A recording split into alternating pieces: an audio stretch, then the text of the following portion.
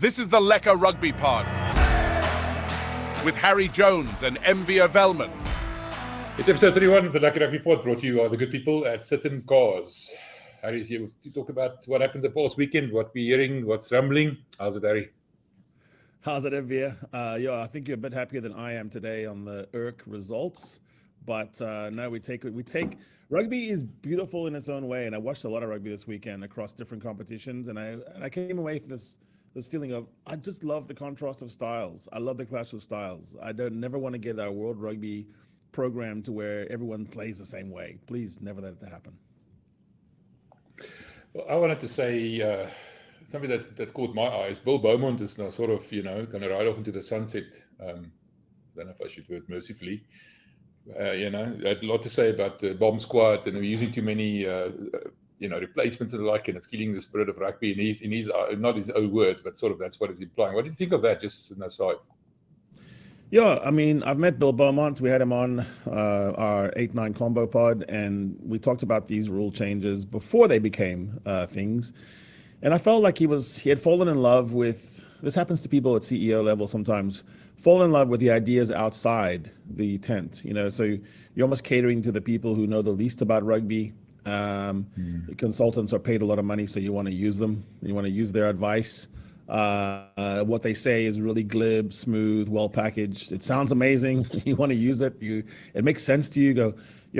People love us, and there's like 3 million people who love us, or 5 million people who love us. But wouldn't it be great if 50 million people loved us? He dropped the idea of a Super Bowl and how the NFL is, kind of kicking our arse. And I kind of felt like, but I think exponential growth isn't possible for rugby. I think incremental growth is happening already. And I'm a big believer in if something's already working right, let it work some more right before you shift it. Especially in markets and market-driven things, because audiences are fickle, as we all know.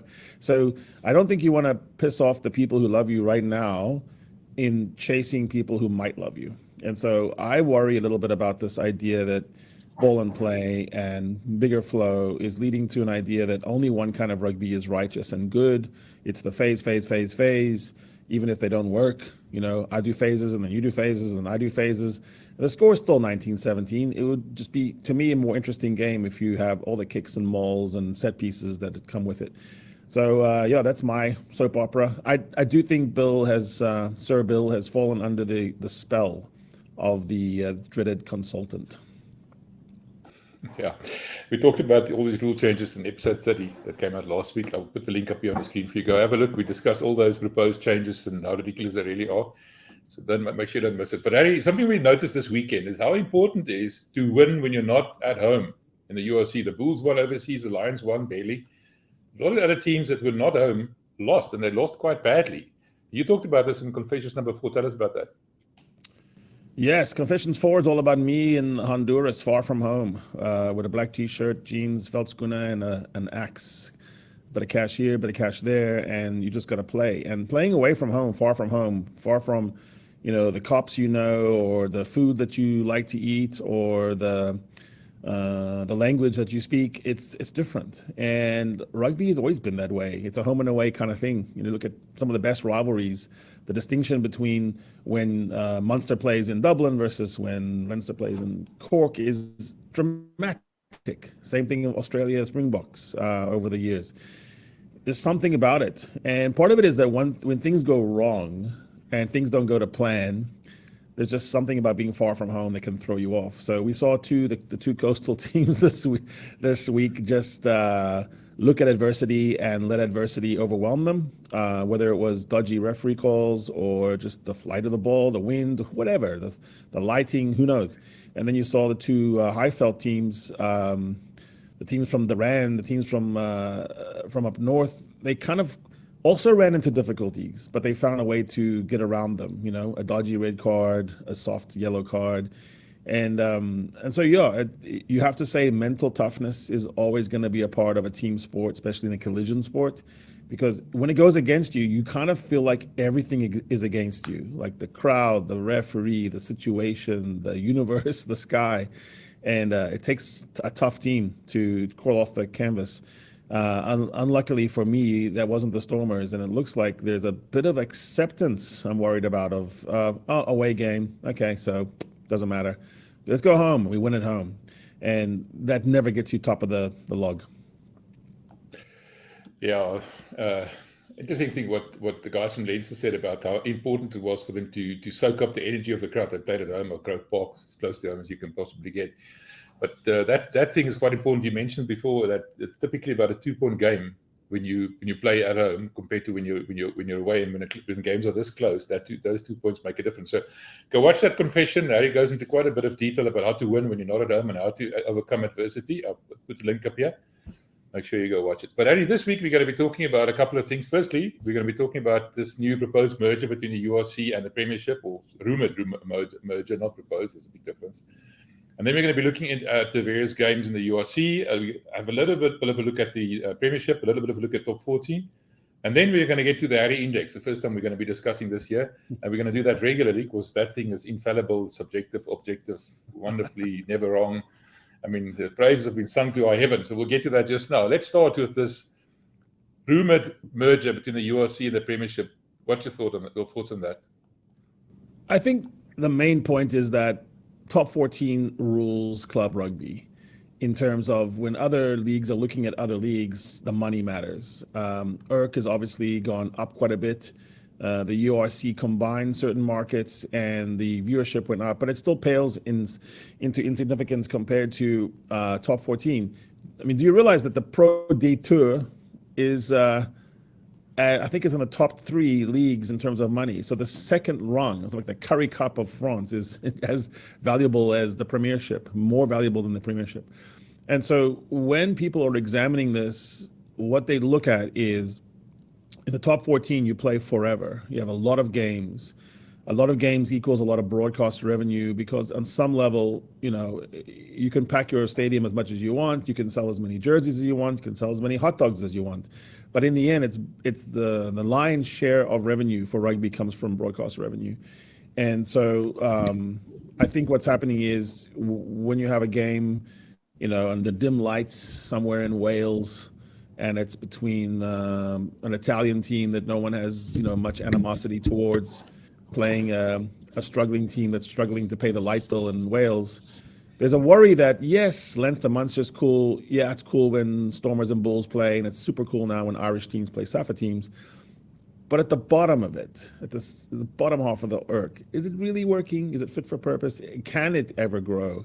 When you look at East Midlands derbies or Leicester against the Saints, or you look at the Harlequins versus Saracens, it's electric. So you sort of combine that, and the theory is that would start to threaten and rival the top 14 in revenue, in interest, in power, in player cachet and caliber. It also might keep some of the people home in England.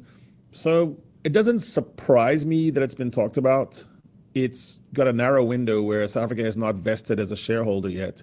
So if you're going to do it, and you're going to push people around and then try to negotiate and find something in the happy middle, this is the time to do it. I think if you wait to 2 years, 3 years, then South Africa might just say, no, we're not going to do it. But right now, that is the way to do it.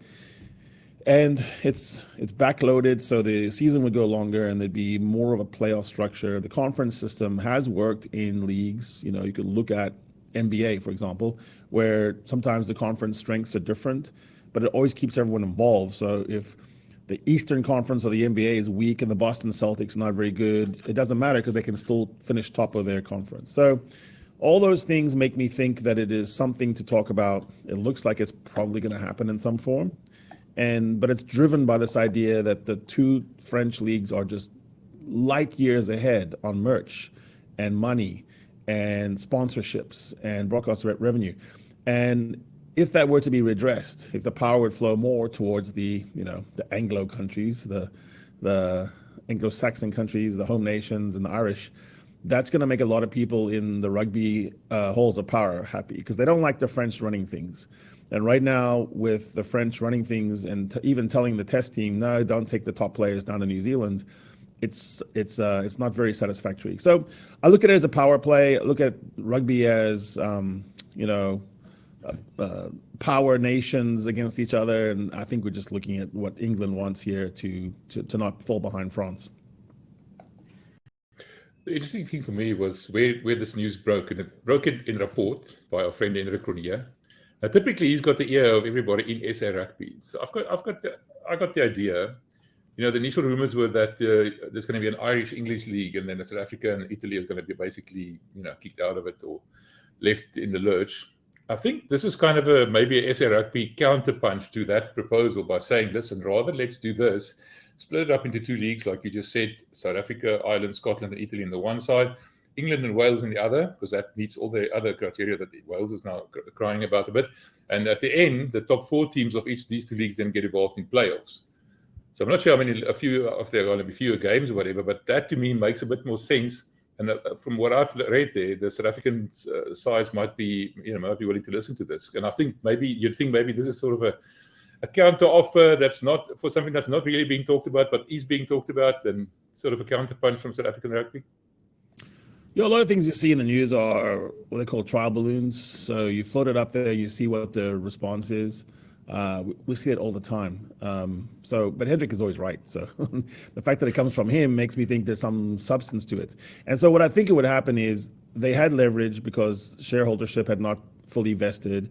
In that window of time, they could start to be a bit of a bully and threatening and saying, we're going to drop you out because we have, some of our coaches and administrators don't like the travel aspect of South Africa being involved. And then that's enough leverage to make Saru come back and say, yeah, but what about this? And maybe the Bulls say, what about that? And then now we have, a more compromised structure. And the compromised structure doesn't look that bad.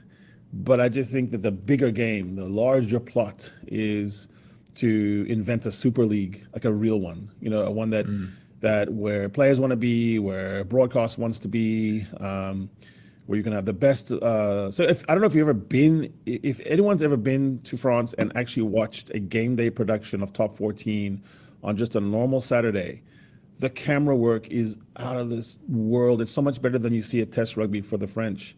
The sort of drone, the spider cam, the scrum cam, they have cameras everywhere. The sound, the level of analysis, they just have so much money that they can actually put stats into a thing that makes sense. The pregame is 2 hours long. The post-match is in the studio for 2 hours. I mean, that's what I think the English, Irish, and South African executives are lusting for, is that, could we do that? Because, they just smell money, right? If you could put 5 hours of coverage around a big derby between Stormers and Bulls, boom, just count the money. Because people want more content. They don't want to just watch a game. Sorry, Bill Beaumont. They don't want to watch a game for an hour and 45 minutes and then be done. Like a real fan wants to watch it forever. We want to have the preview. We want to have the game. We want to have, all kinds of value added. So it's all driven by money. And in the end, Wales doesn't have any.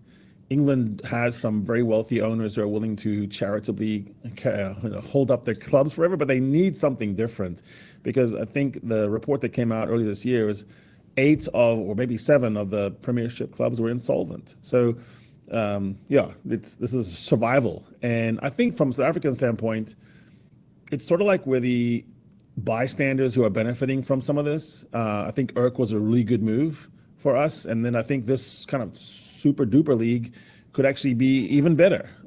It's all matter. The details will matter though.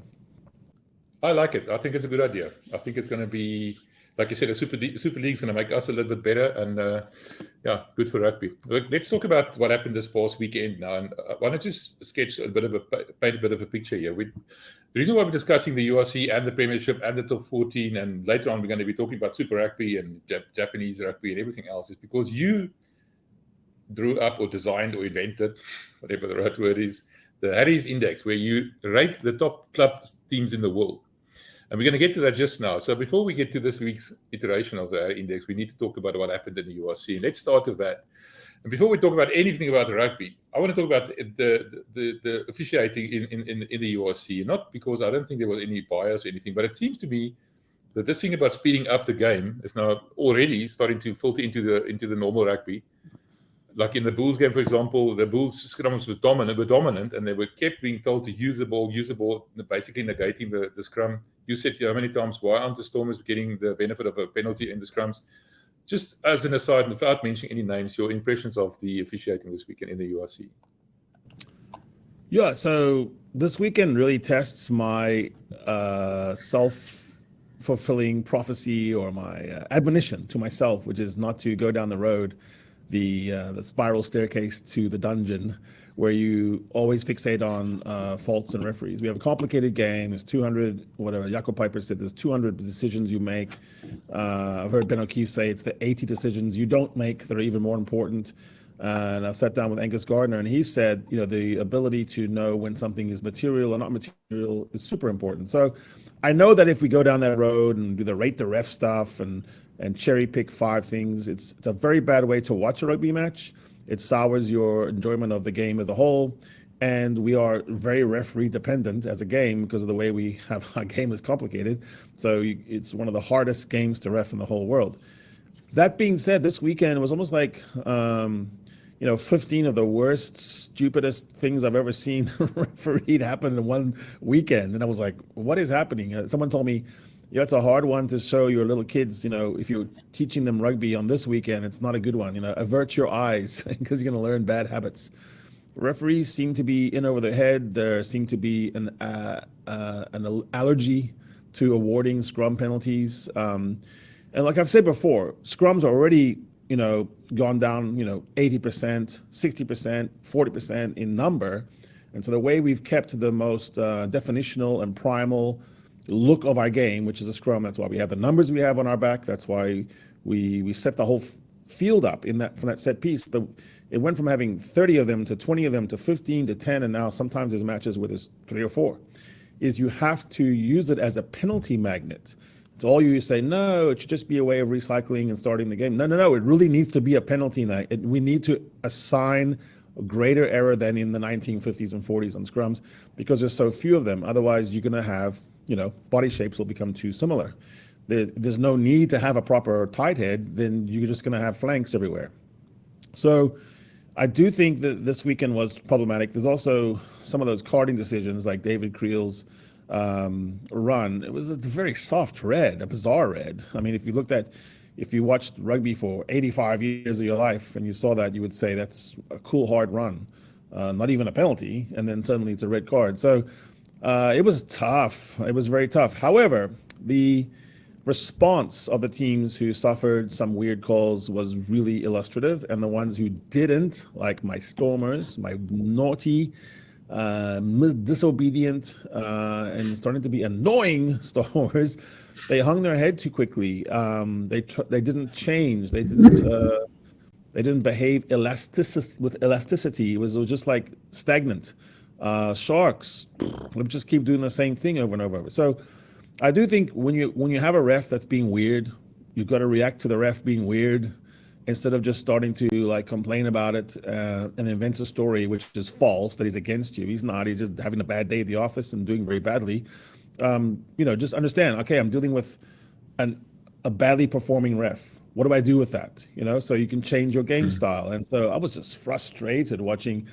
Don't hold the ball in on the scrum looking for the penalty. If you know you're not going to get it, then use the dominance of the scrum to peel off with a hard 8. And then, on the hold up thing, if you know it's a threat to be held up, keep the ball moving around. Stormers had every man was quicker and better than their opposite. They just need to have more space one-on-one. Stop holding the ball in places where the referee doesn't like to ping, and get it into space where you have, steppers and you have people who can beat their man. It was frustrating to watch, but I just still think that in that moment when we see bad refereeing, even though we know it's bad refereeing, we know there's a limited amount of ways you can handle it, and almost all of them are bad if they become public grievance forums. There's just a narrow channel. It has to happen inside the tent, and then I think people inside that refereeing tent, you do see that they drop bad refs. So if that guy is not up to it, over time he'll be dropped.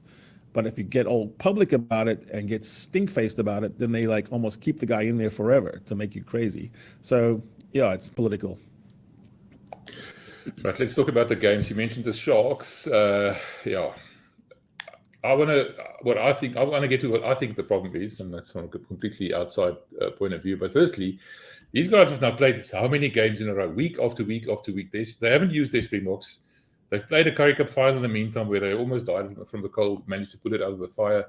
But they seem to me to be dead on their feet, number one, lethargic, out of ideas. And then also, my biggest gripe with that specific team is they can't. There's too many peas in the pod. And by peas, I mean pals and plum trees. One of them, I think, has to either step back or go, because the way it's going right now, it's not going to end well. No, I think you're right. It's almost the opposite problem for the coastal teams, for Durban and Cape Town. I think in Durban you have too many chiefs and a division in philosophy. Cannot think of two people more polar opposite than Powell and Plumtree on how they think about rugby.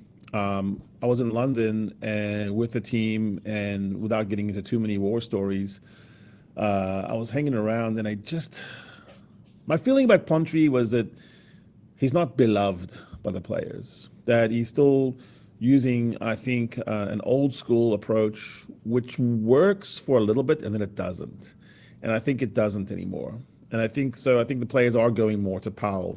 This is just from my own anecdotal outside. I think they're talking to each other. I think some of the senior players are viewed almost like coaches, and there's a remoteness. That's the word I'm looking for. There's a remoteness to Plumtree where he's not as accessible as the modern coach, I think, has to be.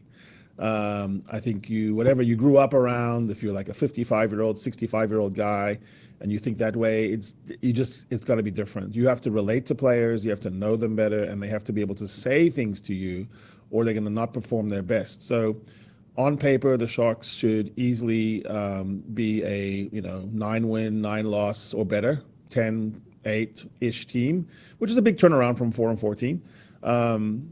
But it's almost like I'm worried about the 50%.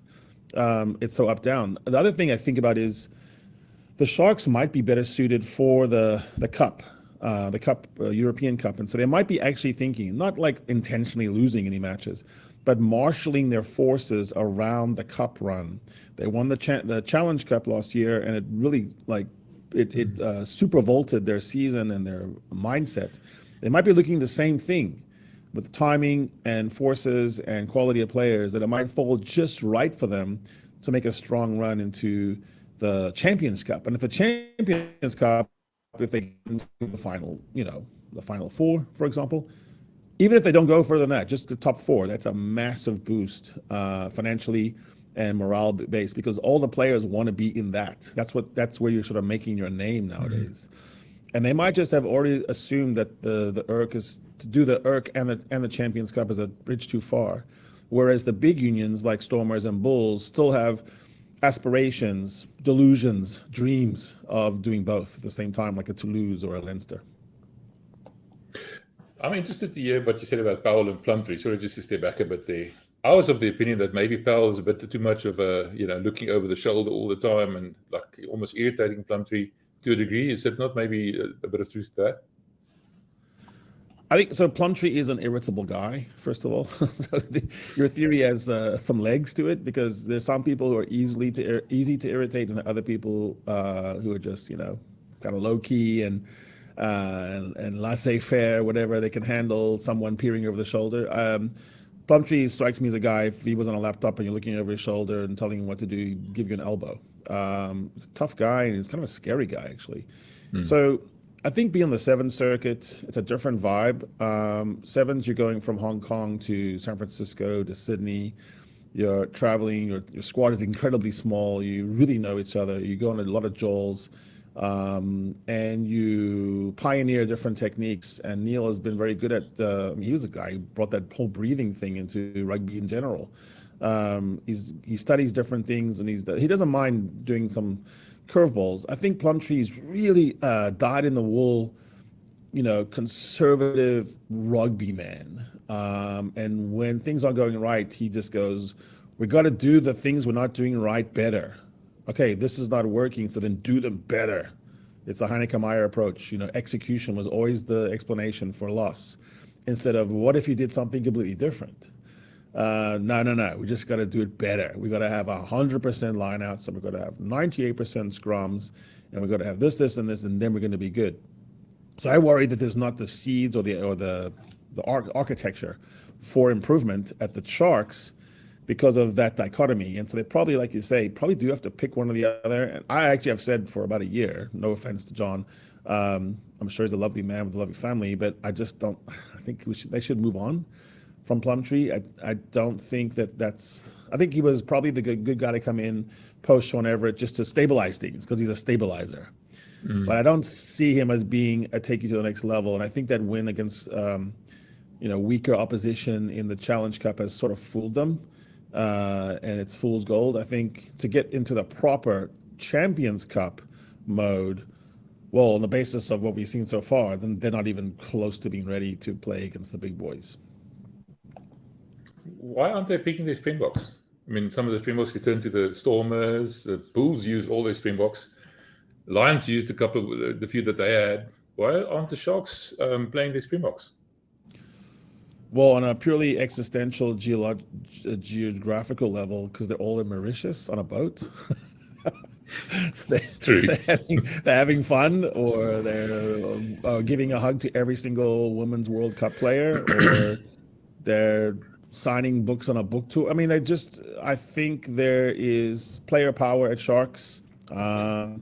I think a guy like Ibn is light years ahead of his coaches in terms of fame and fortune, and Siya Kolisi is someone who's already shown with his French adventure that he is above the club.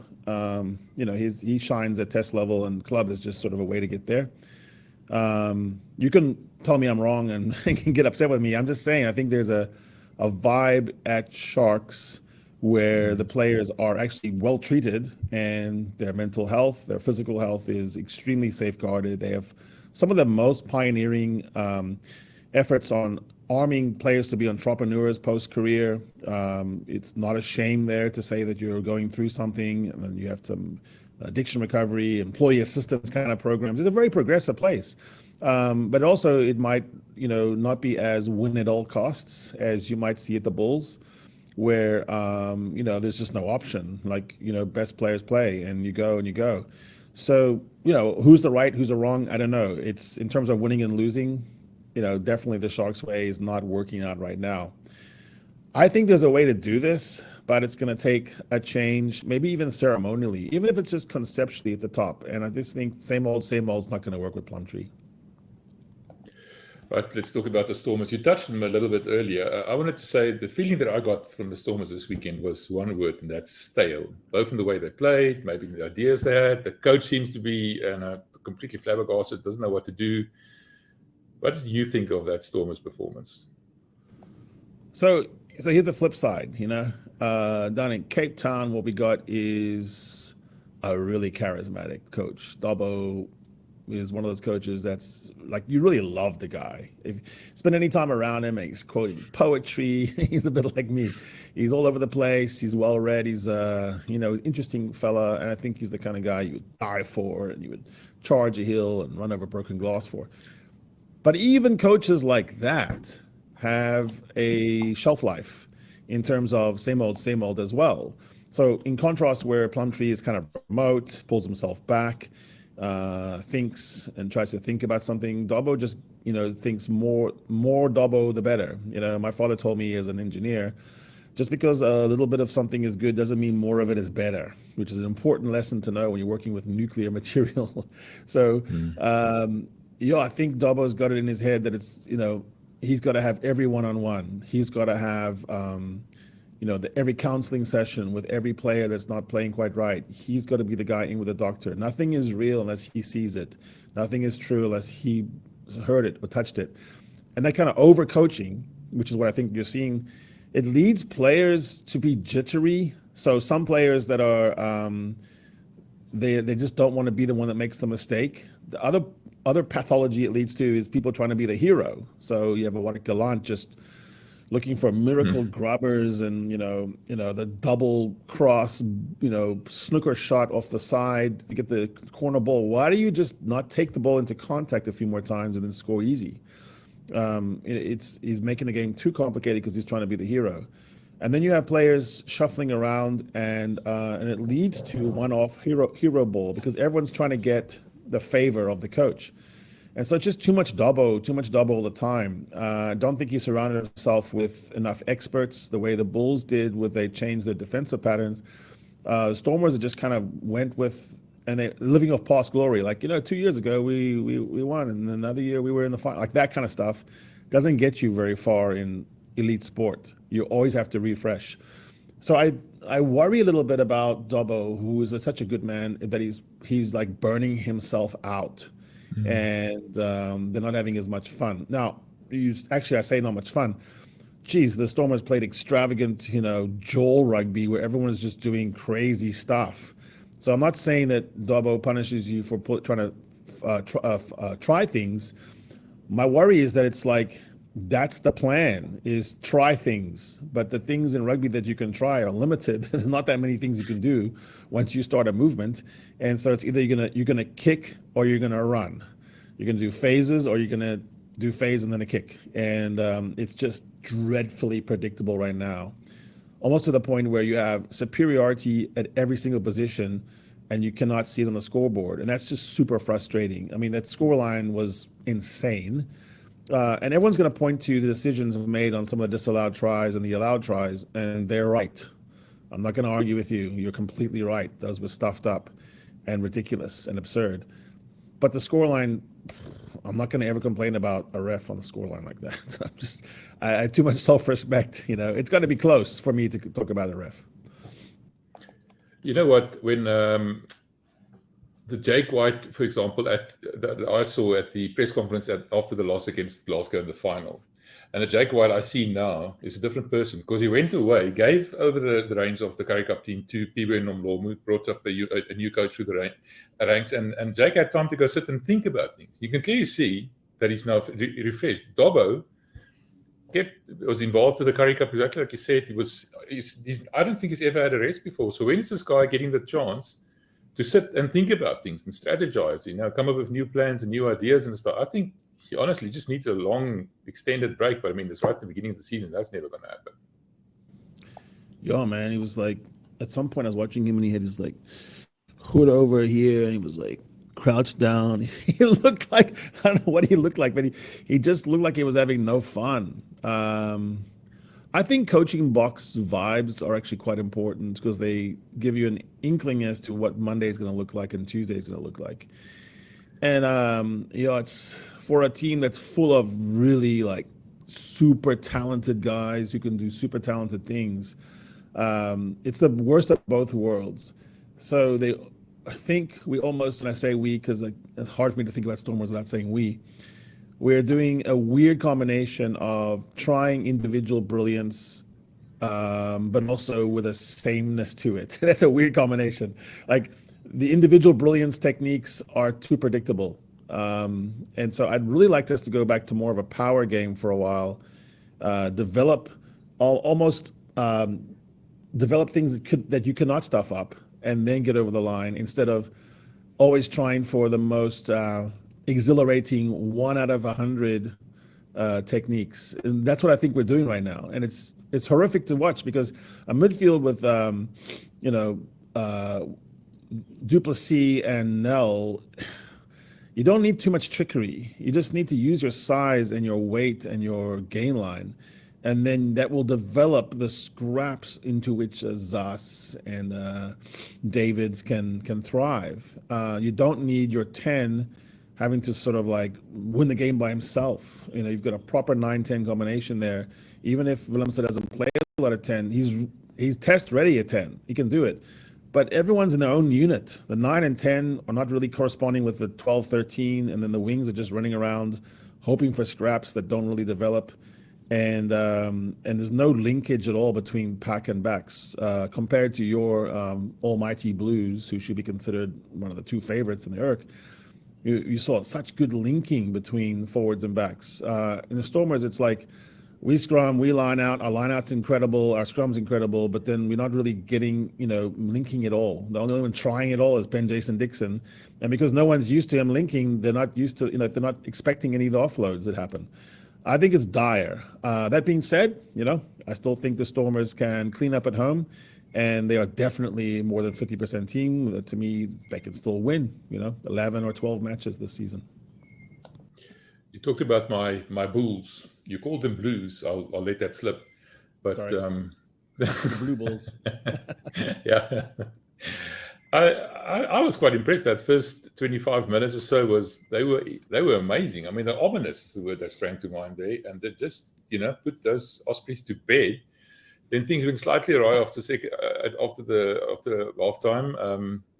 Willie said as well after the game that was a game of two halves. But I want to talk about Willie specifically because honestly, that guy seems to be the linchpin of the Bulls. And I actually thought at one stage he might be leaving the Bulls earlier because I got sort of a vibe there at Loftus. I was obviously completely mistaken. That guy's critically important to what the Bulls are, the kind of game that the Bulls are playing at the moment and planning to play for the rest of the season. Yeah, actually, if I was picking one guy to steal from you, I might take Willie and put him on the Stormers. First of all, that's where he comes from. And second of all, he would be the missing ingredient for unlocking chances. He's really good at seeing them. Now, his ratio, I don't know, like let's say it's 5-2. Like he tries 5 things that don't work and the 2 that do. That's enough in rugby. If 2 out of your 7 things that you're trying to do turn into a try, you're 100 capper. That's how hard it is to see in the pell-mell, in the chaos of rugby. If you can see things in the middle of all that, which really always seems to be able to do for some reason. There was one moment. It was there was a move from left all the way back to the right and a pass back, and he was in traffic, but he hit a left-footed draw, like a nice gentle draw where the ball was landing, and then the ball landed end on end, so it bounced really nicely for the Lekker back to score from. It always looked like a try. It looked like a try from the second he hit it. It was like a beautiful golfer bump and run, into the green. You knew it was landing in an awkward spot for the defense. That was my moment for Willie. I just thought, wow, like there's very few people who can see that. There's a Bowden Barrett, there's a Willie. I mean, it's a short list of people who can, in the moment, with someone about to hit you, just guide that ball perfectly. Good eye contact, not the no look, the look. He looked at his Lekker back and said, "I'm coming to you," and so it was a perfect correspondence. I mean, like that's what if the Stormers had that, they would have scored 5 tries in the first half. For all the good about the Bulls, playing so well and doing everything, I'm worried about going forward. Now they might lose Creel. I think that thing on appeal is going to be turned around. It's not a red card that. So that I think he might still be able to play. But they've got 2 HIAs. Gerard Senekamp's got an HIA and Eldrick Louw's got an HIA. And then the Springboks have to go to the camp for the end of year tours. You may mention, for example, Devin Williams is being flown in, but he's not Willie Leroux. So I'm worried about that side of it, that rugby IQ might be a bit depleted when it gets down to the business side of things, when the Boks have to be rested and all the other players have to be rested. But on that, we just mentioned how Jake was a refreshed person coming back. One thing that everybody was concerned about last season was the defense. And Jake made the call. Gary Gold was, patted on the back and said, "Thank you very much." John Teat was brought through the Currie Cup, where he was the defense coach for the first time. And now he's the defense coach for the URC team. And I think the defense, if you want to talk about anything, has taken up a big step. And also the way they seamlessly interchange between the attack and defense, counter-attack, everything else. That seems to be working exceptionally well. Yeah, transition seems to be one of the biggest improvements, the golden 3 seconds. So something happens where the ball is either available, tight, 50-50, or you got it. That next 3 seconds always seems to be whether you just, you got your advantage and you have to go back to set piece, or you can use it, exploit it. The exploitation of transition seemed to be really good for the Bulls. And I know that it was sort of like one of those games where you won it in a burst, 25, 30 minutes of brilliance. But that's how rugby is. People talk about 80 minutes. There's very few teams who can put together 80 minutes of their best. It's can you make your 30 minutes, your purple patch count? And will you look at that and say you scored 25 points? Again, that's probably usually enough to win a match. because you're still going to get your threes and your other scores as well. But I felt like it was a powerful display. I thought Kanan Moody was really good at holding and reading, sometimes taking the contact and not forcing the pass. But then when he did it, and I think the one he had, his wing overran it. So I don't think it was Sebastian's. I don't think it was Kanan's fault there. He read the space really well, and he's big, and I like that. I like a big 13 in today's game. I think that's the way it's trending anyway. Length, wingspan. And then the other thing was, I don't know what's got into Buta, but the guy just looks like he's really calm. He's one of the few kickers in World Rugby where I look at him and he looks like he's having a lot of fun over the ball at the tee. And so it's all coming together. The one thing about Buta that I noticed that he seems to have a lot of time, either when he's playing or when he's kicking. Like Barney always runs out of time towards the end of the shot clock and he gets all nervous and jittery. And Buta just seems to be waiting for the clock almost, to get this thing done. We saw it right towards the end as well.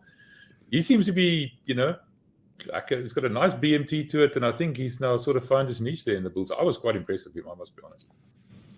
It's funny though, because personality-wise, you look at Amani and he looks hyperkinetic. Like he would be the guy at a crime scene that you would say he would notice the most details because he sees everything. Maybe that's the thing. Maybe he's seen too many things. Too much. Buta seriously looks like he just woke up all the time. His hair, his daydreamy eyes. He always looks like his pants don't fit right. He's walking around like Jaden Hendricks a little bit. But in the end, both of those players seem to have plenty of time on the ball. Now, there's something to what you're saying. I do think Willie is the coach on the field that helps. Organizing, he's not the greatest one-on-one tackler, but he always knows where the tackler should be, which is kind of positive in rugby because coaches don't get to have as much input. If you have a player that's like a coach on the field, it's a pretty big advantage. But also, like Pack, my goodness, Wilco Low seems to want a one-man mission to destroy everything and everyone in the world. When he forms a rock, it's like the sun goes away, like if you're the guy at the bottom of the rock, you don't see anything anymore. All the clouds come over with Wilco. Elrich, so the lows look incredibly strong right now. Almost like Mennigan's boys sometimes in contact with Elrich. And he's so young, so I don't know where he's going to go. He might even get stronger. And then there were a couple of tackles by late in the game by Kurbis that also looked very strong. Visa, he just erased some people. He just wiped them out. And there's something about rugby is those dominant tackles. If you look at across the leagues in the last 4 or 5 years, and you look at the top teams, the ones that won, like a Munster or Glasgow, dominant tackles is a big thing. Those change the game. If you're trying to get across the game line and someone obliterates you. Right, let's talk about the Lions quickly. We're running out of time almost for the URC. I wasn't too impressed with them. They only scored 2 tries against 3. They won it because they kicked more penalties. I think they're missing a proper fly-off, if I want to call it that. Like Kate Voliter, who's now injured. He played exceptionally well last week against Edinburgh. But I think still a win on the road is a win. You can't take it away from them. They played well, but less well than I expected them to. Yeah, so far in the evidence we have, and it's scanty evidence, but I would look at the Bulls to win 14. Stormers should still sneak 10 or 11. I don't know if the Lions going to get more than 9. It's just the depth is going to get them. But what I do like about them is, in contrast to the Stormers, the Lions do smart things. And I just think if you're a fan, if you're a Lions fan, you're liking your team. You're enjoying watching them overcome odds. They're not always the most talented man for man. They're not always superior to their opposition, the way the Stormers are. But the sum of the parts is good, and they're not beating themselves. They are taking the conditions on the road as they are. They're reading the winds. They're accepting life as it is and living rugby on its own terms and respecting rugby in that way. And so I do think they're a tough team to beat. They're a stubborn team to beat. They're one of those teams I think that going to give as good as they got as they receive, and they don't have tremendous fitness in my opinion, but they seem to be substituting just right just the right time, people coming on just when they're getting a little bit tired. And there's an art to that too. And so, all props to the Lions coaches. I think they're getting a lot out of their players. Yeah, that's the exact opposite of what we saw with the Stormers. A proper coaching side in the sense that they're thinking out of the box a little bit. They've been working with these players for a long time. Plenty of new ideas. They're not getting stale. I also think they might, have a good run in the beginning and then fade towards the end. That's what I typically would expect from them, but I still think they would make the top 8. But we have to give credit here to Cash van Rooyen. He stuck to his guns. He had so much pressure, people calling for his head and the likes. And now he seems to be, delivering. Might not be the full package yet, the team now, but I'm happy with the way he's turned things around for the Lions. Yeah, no, I think that it's easy to pull for the Lions, to cheer for them. I think as a neutral or a fellow South African or someone who doesn't even necessarily have any great ties to them, for some reason they're just fun to watch. I always enjoy watching a Lions game. I watch a Lions game and go, this is going to be fun. And I think they still have a joy. I think I think they don't expect. They are not a proud team. They're not an arrogant team, and so maybe that's part of it. Is you just look at these guys and they don't have as many bucks. They don't, and they have people probably that could be but are being overlooked. So you might even expect them to be upset or something. They're not. They just seem to be having a good time with the rugby and enjoying the rugby. I've always maintained that a joyful, happy team in the end is a dangerous team because they seem to be able to react to adversity really well, and they don't put their head down and give up. Okay, let's just talk about the other teams quickly. There are a couple of derbies, Irish derbies. Firstly, the Leinster beat Munster at Croke Park, that huge crowd, and then Ulster got one over Connacht, and then the Scarlets beat Cardiff. That was a bit of a scrappy game.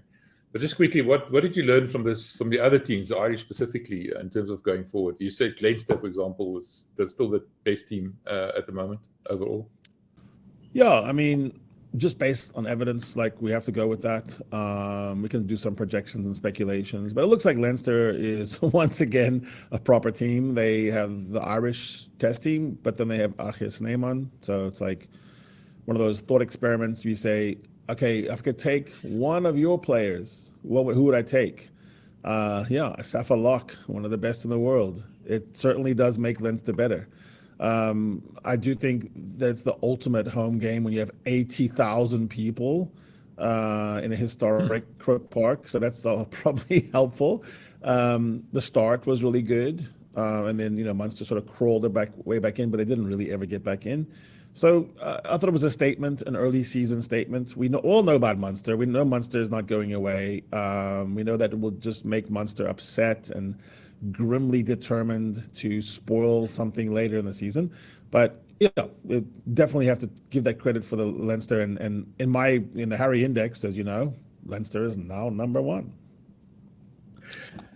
Right. Just talk to me about the Premiership briefly. Who to look out for? Who's doing well? Who's not doing so well? I know you said Saracens was your pick, but they lost this weekend against Harlequins, so they dropped down on their index. We'll talk about that just now. Yeah, so Premiership's got a lot of parity. I rate the Premiership below the ERC. So as you see in the Harry Index, the 4 top ERC teams are all above all Premiership teams. So the only other teams that sneak in the top 6 are top 14, and then the Blues from Super Rugby, just because they're dormant.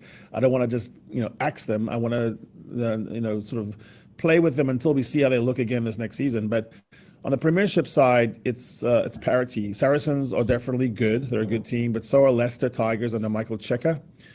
Sale is not bad at all. They also got a big, strong coach. And then Bath with Johan van Kraan. And Bristol has early form. I haven't believed in it yet. So they're in my top 15 Harry Index, but I'm not putting Bristol up there until I see them play a few more of the big boys. And then Harlequins were the culprit of Saracens' demise, but also the Quins have been spotty. So for me, the order of this Premiership is sort of the Tigers and the Sarries are up there at the top, and then we have Sale, Bath, Bristol, and Quins, who are, definitely in the running. And so we'll see how it plays out. I do think it's going to take something very special for a Premiership team to be in the top 3 of my Harry Index. which is a worldwide weighted index, because I don't think the Premiership is generating the quality that the top level, top 14 and ERC is right now. I just don't see it. I don't see it. I don't see the balance in the teams. There are some incredible players in the Premiership, but they haven't really come together in an attacking force, and it's really been volatile. So 1 week Saracens is good, then they're not. 1 week Quins is terrible, and they come back and they're good. And so for you to be a top 5, top 6, top 7 team in the world, you just cannot have bad outings. Even when you lose, it should be close. Right, in the top 14, Bordeaux and Toulouse, the usual suspects, Toulouse especially, but Toulon seems to be out of it a bit this year, and even La Rochelle not doing that well. Yeah, La Rochelle they just don't play away. Talking about a team that needs to learn how to play away. They're just a home team, and then they're also a European, big match team, but they don't seem to care about top 14 away games.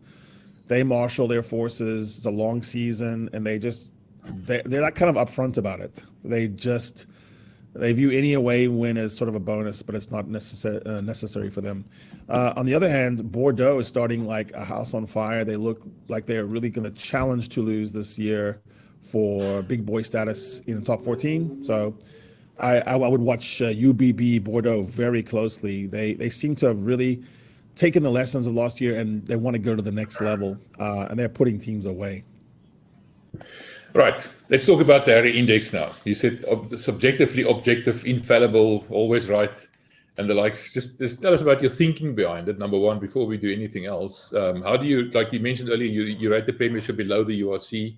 Where do you put Super Rugby? Where do you put Japan Rugby?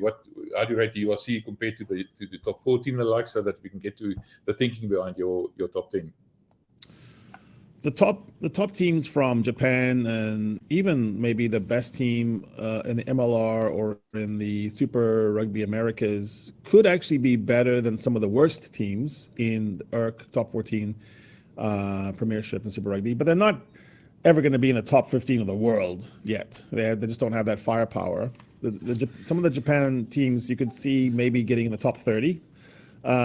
So what I do, the Harry Index basically takes those 4 top leagues, Super Rugby, Premiership, ERC, and top 14, and it compares them. And you cannot be purely objective here because of the fact that you don't play your Springboks, so you don't play your test team. So you've got to imagine that in a proper Sharpie end, mythical tournament where you were all playing each other at the same time with the same level of strength, who would win? And so, that requires some imagination, and it requires some intel, to really think about that way. So I weighted the leagues. And by the way, every league has a bottom that is pretty weak. And so I'm not really comparing bottoms to bottoms. I'm comparing the middle and the top. So in that structure, the ERC is definitely right there with top 14, whereas Premiership and Super Rugby have slipped a bit below, which also explains why the Premiership wants to be associated with the ERC, by the way. But you look at the weighting, then that helps you, and then I also just take a snapshot of where we are right now and try to apply that. But I also look ahead a little bit. So I'm going to downgrade a team that has a 3-game winning streak, but I don't see them being able to go to the house. Like, they're not going to be able to get all the way there. So that's why the Lions, even if the Lions are on top, even if they go, 7 wins. To not, they're not going to be the top, because I don't believe it yet, and so that's why it's subjective, highly subjective yet utterly objective. And the way I've labeled the current Harry Index is deceptively right. So, just wait a bit, because this is all come in the fruition of time. But right now I have Leinster number 1, Bordeaux number 2, your Bulls, your Blue Bulls at number 3. Glasgow, your old rivals that you still have to have revenge on, number 4. Sneaky. Glasgow is really good at staying under the radar. And then I've still got the Blues from New Zealand sticking there in top 5 with a big asterisk, because, I don't want to make them drop out just because they haven't played, because I still think on the basis of how they ended, they'd be right there. If they could play in the ERC suddenly, they'd be doing really well, I believe. Then Munster, and then Leicester Tigers at 7, the top Premiership team. They've been doing it kind of ugly, but I think the way they're winning can really go someplace. It's sustainable. And they're getting some of their test players back too. Toulouse with Dupont back, they're going to be good, but right now they're at 8 because they had a tough start without him. And then Saracens at 9, even though they had a hiccup against Harlequins. And then I got the mighty little Lions, the LOA Lions at 10th. And then from 11 to 15, it's almost like possibles, but La Rochelle's in there, Sale, Bath, Bristol, Toulon. And then I have question marks around the Quins and Castres. Castres from France is also pretty good. And probably 2 of the New Zealand teams in Super Rugby will be in or thereabouts in the top 15 to 20, but we don't know yet. Let me just understand you like the Blues, because they ended well, you keep them there, and then they're going to be slowly slipping back until they start playing again. Like the Bulls were right up there, and you're not starting from scratch every new season, because you can't, because the seasons overlap, the tournaments overlap. Yeah, it's like boxing rankings. Not everyone fights everyone, but you don't drop out of the top 5 just because you haven't fought everyone. Harry Index tries to say who is and who will be the best club team of this year, of the season. And so the Blues belong in the conversation. They were stupendous, actually. They put everyone away in Super Rugby, and these were not bad players, stacked with All Blacks. So, yeah, I think, you would imagine the Blues would do very well against Munster, Glasgow. I think they'd probably, if they're not playing at Loftus, they'd probably win against the Bulls. If they played at Loftus, who knows? So I don't throw them out. I want to see what happens next, because they could have a drop-off.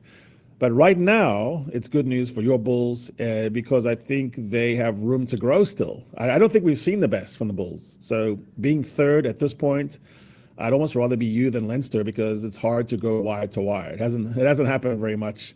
Toulouse can do it, but let's see if Leinster can do it. I'm not sure. Right. Next up, we're going to be talking about your new graphic novel. We'll get to that just in a while. Just before we go there, just remember, if you want to sell your car, you're less than 5 years old, less than 100,000 kilometers, and you want to make sure you get paid, you don't get robbed when you sell it. Sell your car to Sit and Cars. You can contact them on their website, sitandcars.co.za, or visit their 2 branches, one in Gesina, one in Menlyn. The guys you can trust, the better way to buy and sell cars. So Harry, talk to me about your graphic novel. Firstly, before we talk about Scrumhalves, because we're going to talk about Scrumhalves because of the Antoine de Pont thing that's flared up again. Tell me what's this graphic novel about? What's the idea behind it? And when can we read it? Yeah, so my publisher, Deep Vellum, is having me on a pretty strict schedule, but it's hard. It's surprising when you do a graphic novel, which is like a cartoon book. How much goes into the illustrations compared to the story.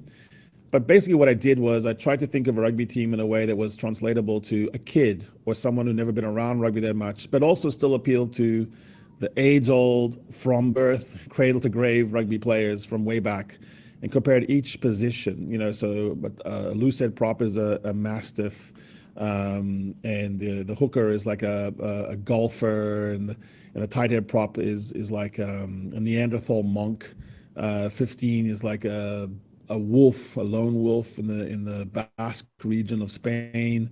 We go through all these different things. A wing is an angel or a deep sea fisherman. A number 8's a bear with a map.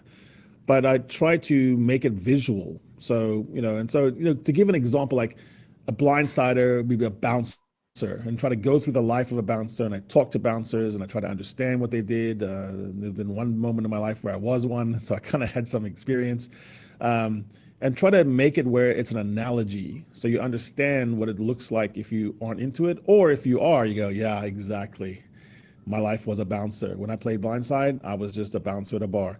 So yeah, I'm just taking it through and trying to make it exciting and interesting, and then compare body styles and shapes, and maybe interesting stories around that to help the people understand it, and then create almost like a cartoon war where you have all these different characters, out of context, warring together.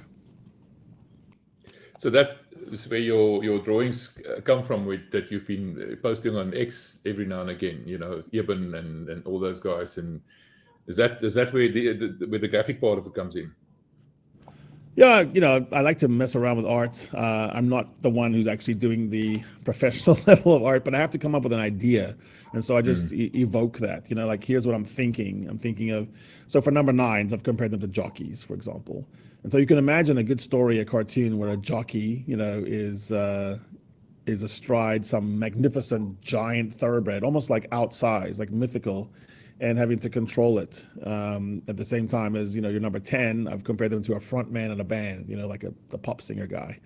They always look like that to me. So I just and to do that, I've gone and talked to jockeys. I was never a jockey body style shape, as you know.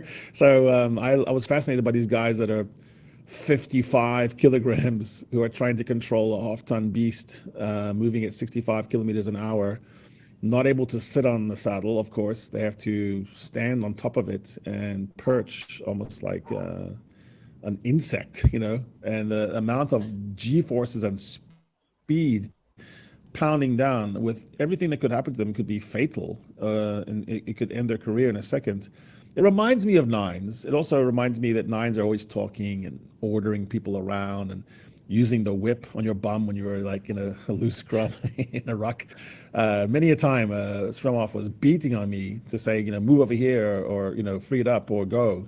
And so they tend to be outsized voices with these tiny frames, playing in a game where they are always the mismatch. I don't care how you're good as a nine. If you do find yourself in an unfortunate position where Peter Stiff Toy has got you, he's got you. He can literally pick you up and throw you. The famous video of Dwayne Vermeulen running into Aaron Smith, the great nine, and Aaron Smith tries to go at him, kind of take it a little bit high, and Dwayne not just fends him, he actually picks him up and then just sort of military presses him and throws him, and it's so easy. So if you're playing a game where you're always that guy, you're the guy that really shouldn't be in any mismatches unless it's in space. That does breed a little bit of a fear factor, and also makes you a little bit more belligerent, probably. So you imagine these packs nowadays. What are they? 1,000 kilogram packs running around. I think the Bulls had a big advantage this weekend. And then at the base, you've got Papier, and he's just this quicksilver guy who can run through the whole team, but he's so dependent on this giant pack, and yet, like in the case of say Nick White for Australia, bow-legged, looks like some kind of creature from 1935, gangsterland in Birmingham, and he's barking at everyone. Like, why is that guy yelling at everyone? It's a bizarre situation. So no, I love thinking of the positions in rugby as different characters. But we'll do a few more of these in the coming weeks. I particularly like the open side flanker who's a bank robber. That's also one that I enjoyed. Yes, it's like crying. Rugby is all about bending the rules. If you're an open sider, you're not trying to rob the bank, something's wrong with you. All right, Harry, thanks for that. We've covered everything, I think. Just remember, once again, go watch Confessions number 4 about how to win away from home, quite important. And listen to the lessons you learned in Honduras, facing a mob with an axe and an old Toyota bakkie. I enjoyed that. Yes, I'm still here. I'm alive. So you know how the story ends. Yeah, miracles never cease. Right, Harry, thank you. We'll talk again soon on Thursday, and then we're going to take a look at what's going to happen coming weekend. As Stormers are home, maybe they can beat someone at home. You never know. They haven't lost that much ever, I think, in the URC once or twice. Not bad. So maybe your Stormers can turn things around a bit. Yeah. Cheers, brother. This is the Lekker Rugby Pod with Harry Jones and Velman.